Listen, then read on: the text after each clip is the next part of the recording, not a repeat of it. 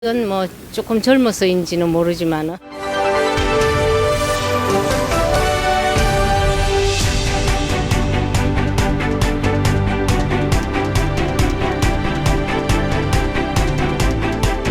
여수 MBC 뉴스투데이입니다. 4.13 총선이 불과 10여일 앞으로 다가왔습니다. 저희 여수 MBC와 순천 KBS가 지역 선거구별 후보자와 정당별 지지도에 대해 여론조사를 실시했습니다. 김종태 기자입니다. 여수갑 유권자들에게 누구에게 투표할 것인지 물었습니다. 더불어민주당 송대수 후보가 29.9%로 28%를 얻은 국민의당 이용주 후보와 오차 범위 내에서 박빙인 것으로 나타났습니다. 무소속 김영규 후보가 15.7%, 새누리당 신정일 후보 4.9%를 기록했고 부동층도 19.9%에 이르고 있습니다. 지지 여부와 상관없이 누가 당선 가능성이 있느냐는 질문에 응답자의 35.3%가 송대수 후보를 꼽아 국민의당 이용주 후보를 11%포인트 이상 앞섰습니다. 여수울 선거구에서는 국민의당 주승용 후보가 44.6%, 더불어민주당 백무현 후보가 23.2%로 20%포인트 이상 차이를 보이고 있습니다. 새누리당 김성훈 후보 6.3%, 민중연합당 김상일 후보 4.6%로 나타났습니다.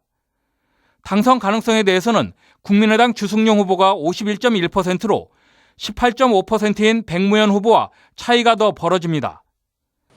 새누리당의 수성이냐, 야권의 탈환이냐에 관심이 높은 순천시 선거구. 지지율에서는 더불어민주당 노광규 후보가 41.8%, 새누리당 이정현 후보 27.2%를 기록했습니다. 국민의당 구이승 후보가 12.3%, 민중연합당 정호균 1.8%로 나타났습니다. 당선 가능성은 더불어민주당 노광규 후보 41.3%, 새누리당 이정현 후보 31.2%로 조사됐습니다. 광양굴의 곡성 선거구는 더불어민주당 우윤근 후보가 41.3%로 국민의당 정인화 후보 32%에 앞섰습니다. 새누리당 이승한 후보 5.6%, 민중연합당 유현주 후보 4.3%를 보였습니다. 당선 가능성에 대해서는 더불어민주당 우윤근 후보가 47.6%로 국민의당 정인화 후보 23.1%를 24%포인트 이상 앞섰습니다. 고흥 보성 장흥 강진 선거구는 국민의당 황주홍 후보가 43.5%, 더불어민주당 신문식 후보 26.3%로 나타났습니다. 새누리당 장기석 후보 5.4%, 민중연합당 위두한 후보 2.6%, 부동층도 22.3%에 이르고 있습니다. 당선 가능성은 국민의당 황주홍 후보가 37.3%로 21.9%인 더불어민주당 신문식 후보의 15% 이상 차이로 앞서고 있습니다. MBC 뉴스 김종태입니다.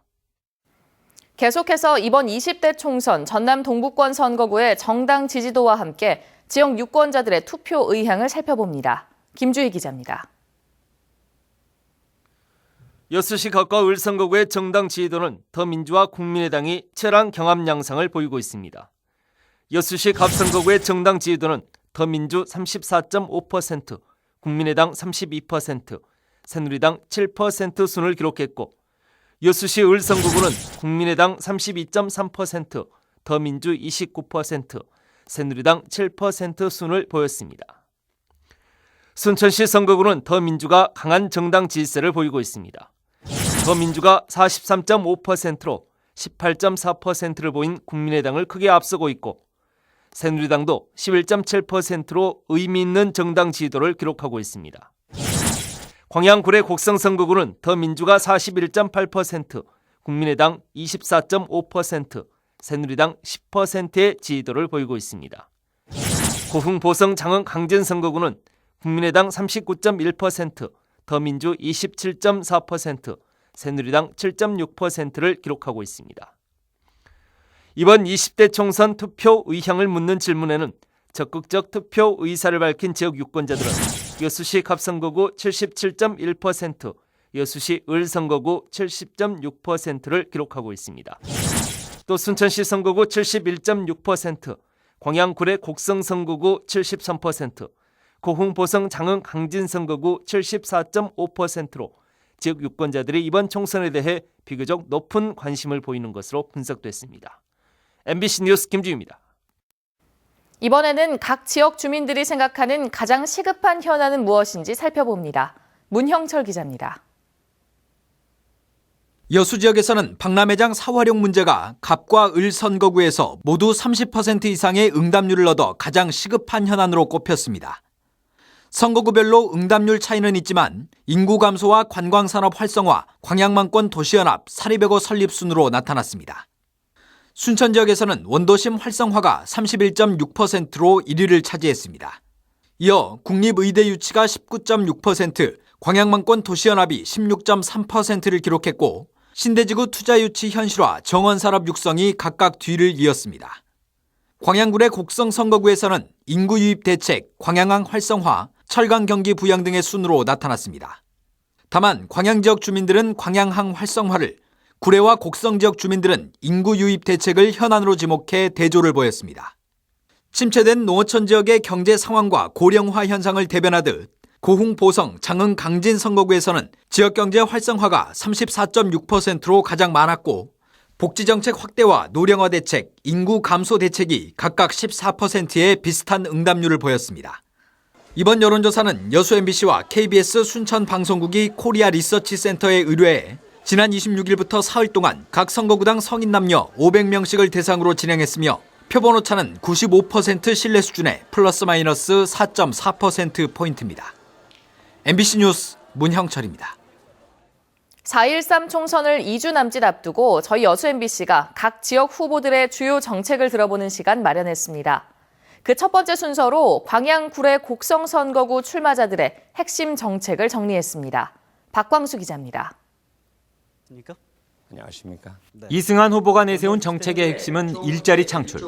청년과 여성, 노인에게 일자리를 만드는 일을 누가 할 수 있겠냐며 집권 여당의 힘을 강조했습니다.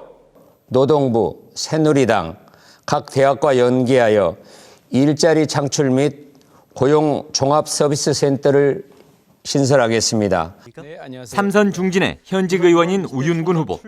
임기 중 10조 원의 정부 지원을 이끌어내겠다며 중량감을 부각시켰습니다.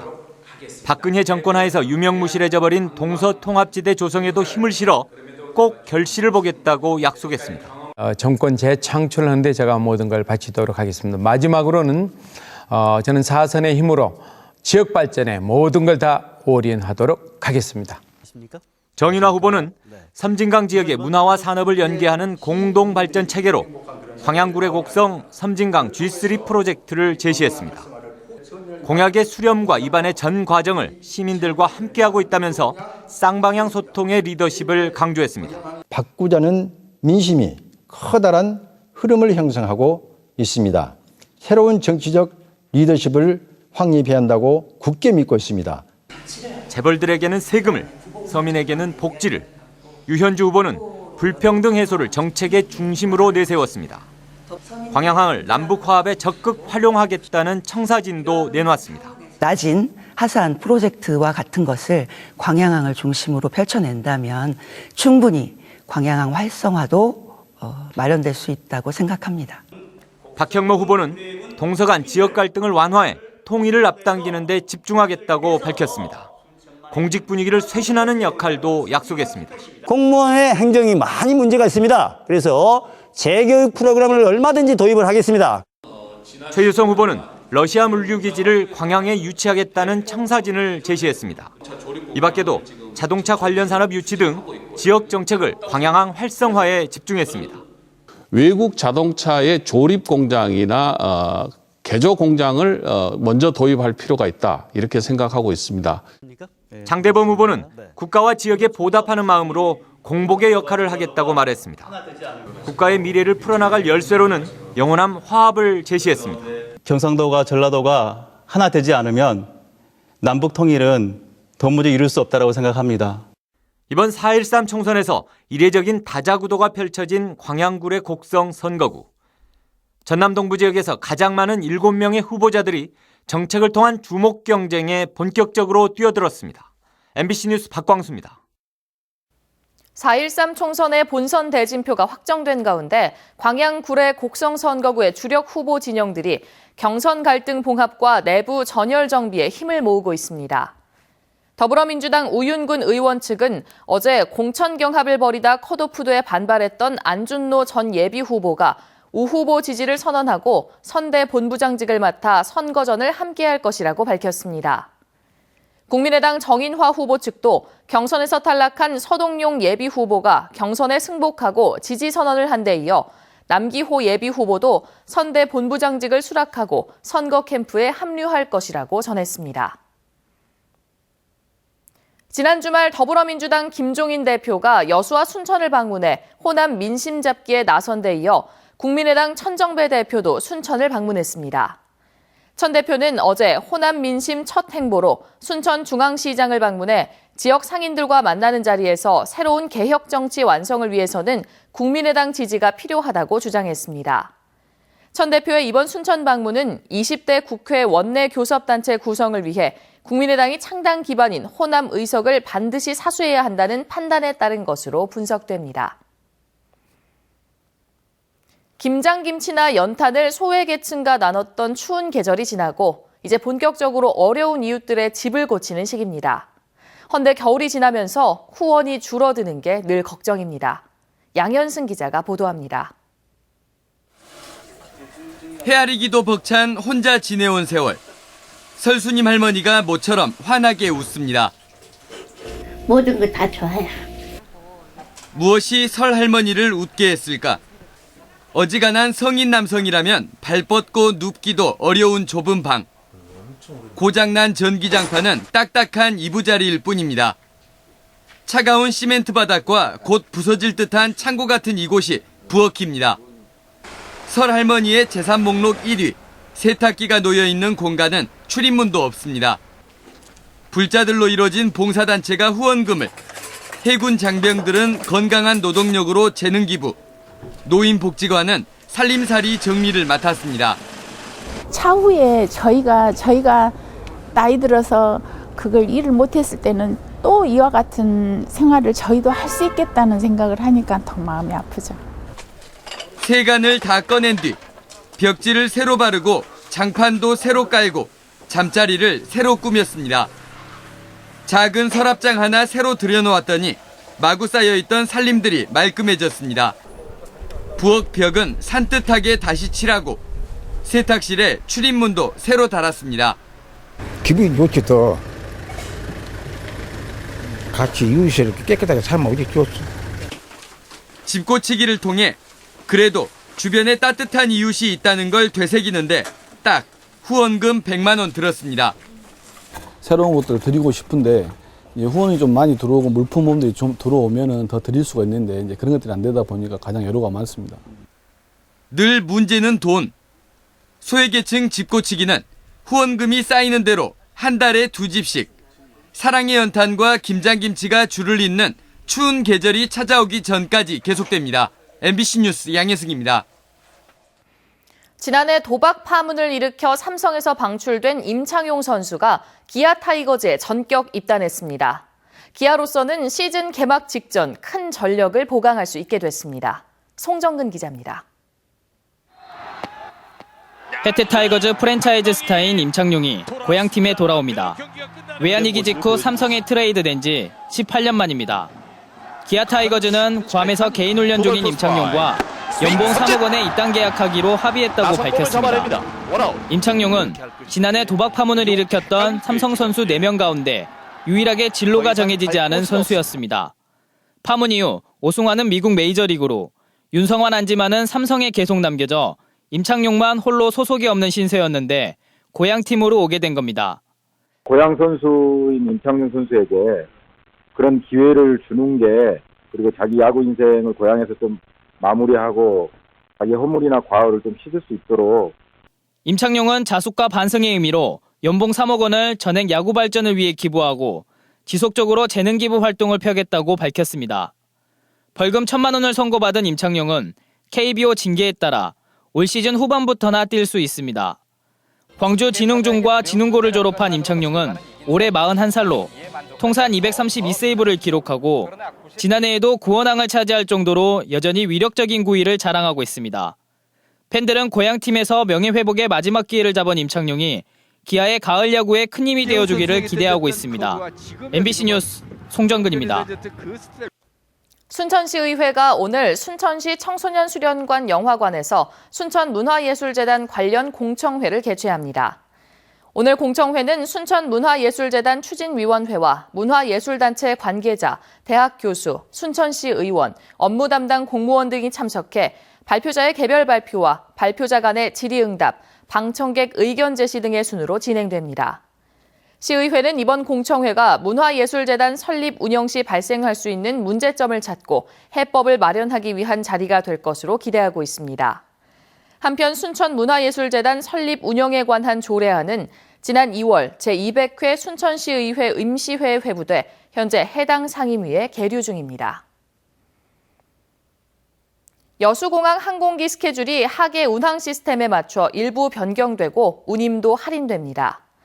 여수공항 측은 지난 27일부터 오는 10월 29일까지 여수 김포 간 운항 횟수는 종전과 같이 편도 6회 운항하되 대한항공의 경우 월요일과 토요일에 한해 김포발 여수행과 여수발 김포행 마지막 비행기를 각각 오후 4시 30분과 6시 30분으로 앞당긴다고 밝혔습니다. 운항 요금도 여수 김포 간 노선은 최대 35%, 여수 제주 간 노선은 40%까지 할인 행사를 실시한다고 밝혔습니다. 광양시가 내년 지역 주요 사업에 2,012억 원의 국비를 지원해 줄 것을 기획재정부에 건의했습니다. 정현복 광양시장은 어제 직접 기재부를 방문해 광양항 노후 수도관 교체 사업과 마동지구 하수관로 정비 사업 등을 포함한 9가지 사업의 시급성을 설명하고 적극적인 협력과 예산 지원을 당부했습니다. 광양시는 통상 기재부에 예산 편성을 요구하는 시점이 5월 말이지만 조기에 사업 예산을 건의했다고 설명했습니다. 챙기시는 게 좋겠습니다. 현재 서울 모습인데요. 안개가 자욱하게 끼어 있습니다. 시정이 크게 나쁘진 않지만 지금 먼지가 유입되면서 서쪽 지방을 중심으로 공기가 무척 탁한 상태입니다. 평소보다 미세먼지 농도가 2배 이상 올라 있는데요. 현재 미세먼지 농도 부천이 134, 원주가 106, 서울도 98 마이크로그램까지 올라 있습니다. 호흡기 관리에 유의하셔야겠습니다. 오후부터 밤 사이에는 중부지방 곳곳으로 봄비도 조금 내립니다. 양은 5mm 미만으로 적어서 먼지를 해소시키기에는 어렵겠습니다. 현재 구름 영상입니다. 이 서쪽 지방을 중심으로 뿌연 연무가 나타나고 있고요. 전국적으로 구름도 잔뜩 끼어 있는 모습입니다. 오늘 전국에 구름 많이 끼는 가운데 중부지방은 오후부터 오락가락 봄비가 조금 내리겠습니다. 또 동해안으로는 바람이 매우 강하게 불 것으로 예상돼 강풍 예비특보가 내려진 상태입니다. 현재 기온은 서울이 8도, 부산 10.5도로 공기 부드럽게 출발하고 있습니다. 한낮 기온은 서울이 16도, 광주 18도, 대구 20도로 충청과 남부를 중심으로 20도 가까이 오르는 곳이 많겠습니다. 이번 주 갈수록 기온 더 오르겠고요. 목요일에도 남부를 중심으로 봄비 소식 나와 있는 상태입니다. 날씨였습니다.